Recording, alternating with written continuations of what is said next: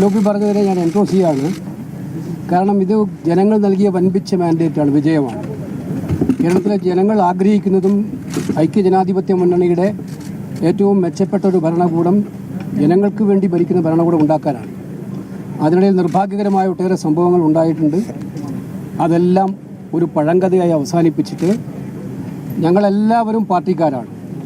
പാർട്ടിയാണ് ഞങ്ങൾക്ക് എല്ലാത്തിനും പരമപ്രധാനം, ജനങ്ങളാണ് പരമപ്രധാനം.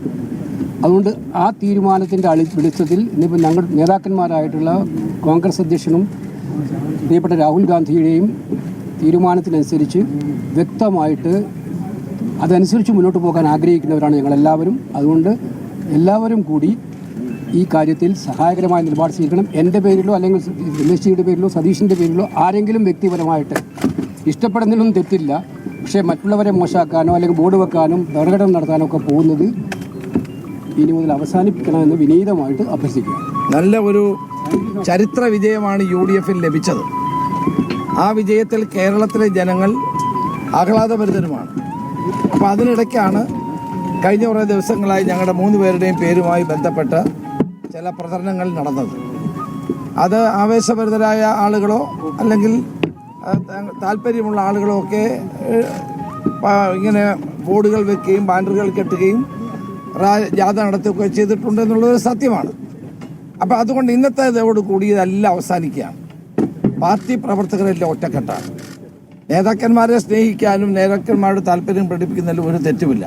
അതാണ് CKC വേണുഗോപാൽ VD സതീശൻ ഇവിടെ പറഞ്ഞത്. പക്ഷേ ഇനി മുതൽ അത് ജനങ്ങളുടെ മുമ്പിൽ നമുക്കൊരു മോശമായ ചിത്രമുണ്ടാക്കാൻ വഴിതെളിച്ചിട്ടുണ്ട് എന്ന തിരിച്ചറിവ് നമുക്കെല്ലാവർക്കും ഉണ്ടാകണം.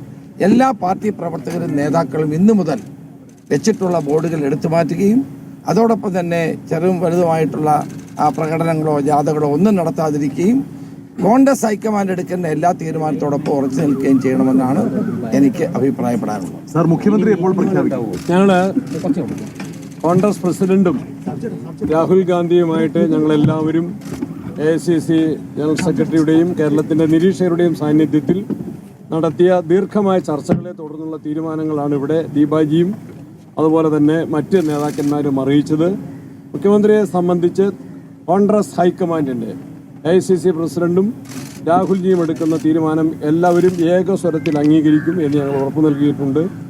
ഐക്യത്തിന് വേണ്ടി ഞങ്ങൾ പ്രതിജ്ഞാബദ്ധരാണ്. കേരളത്തിലെ ജനങ്ങൾ കോൺഗ്രസിലും UDFലും അർപ്പിച്ച വലിയ വിശ്വാസം, ആ വിശ്വാസം സംരക്ഷിക്കണം.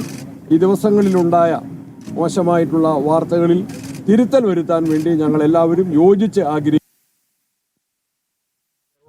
പ്രവർത്തകരോടും അത് ഞങ്ങൾ അഭ്യർത്ഥിക്കുകയാണ്. കേന്ദ്ര നേതൃത്വത്തിന് ഞങ്ങൾ നൽകിയിട്ടുള്ള വ്യക്തമായ ഉറപ്പ് പൂർണ്ണമായിട്ടും പാലിക്കാൻ ഞങ്ങൾ എല്ലാവരും ബാധ്യസ്ഥരാണ്. ഞങ്ങളോട് സഹകരിക്കണമെന്ന് എല്ലാവരോടും അഭ്യർത്ഥിക്കുന്നു.